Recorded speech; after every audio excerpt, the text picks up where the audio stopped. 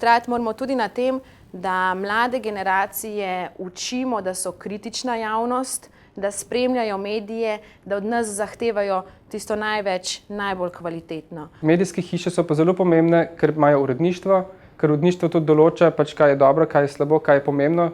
S tem mislim, neodvisno uredništvo, ki ni vpeto v kakšne politične igre ali pa kakšno, korporacije, lobiranja, ampak tako nevtralno, humano uredništvo, ki lahko plasira nevtralne zgodbe, da dosežejo dejansko ljudje, da dejansko te zgodbe nastajajo skrite.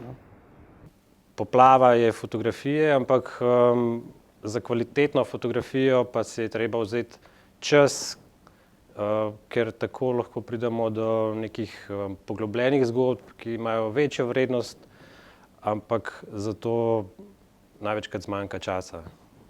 Pomembno je, da generaciji, ki prihaja, ne zapustimo samo selfijev, ampak tudi čim več kakovostne fotografije o času, v katerem živimo.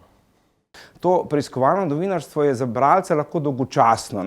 Mogoče bi primerjal s tem, kot so brokoli za otroke. Otrokom rečemo, ja, so zdravi, so dobri, vitamine imajo oziroma so koristni, ampak otroci jih nočejo jesti, kaj to pomaga? Boljše, da pa nekaj takega napišeš, da bo tudi užitno za bralca, da bo prebavljivo. Brez preiskovalnih zgodb, brez poglobljenega novinarstva, brez raziskovanja so novinarji zgolj prenašalci nekih informacij, ki jih lahko sicer gledalci dobijo tudi drugje. Tako da osnova novinarstva upam, da bo tudi naprej in tudi v Sloveniji tudi raziskovanje, da bojo zato novinarji dobili več časa, da bojo zato medijske hiše namenile več denarja, ker je to tisto, kar je pomembno. Meni je osebno čisto vseeno, kdo se gre preiskovalno novinarstvo, če je to novinarstvo podprto z dokazi, s trdim delom in preverljivo v skladu z etičnimi standardi. Rabimo novinarstvo, ki se trudi poiskati vse sistemske napake, vse manjše napake v družbi, ki jih izpostavi, ki z njimi seznani javnost, da se potem seveda lahko kaj spremeni. Brez preiskovalnega novinarstva so te spremembe dosti nemogoče.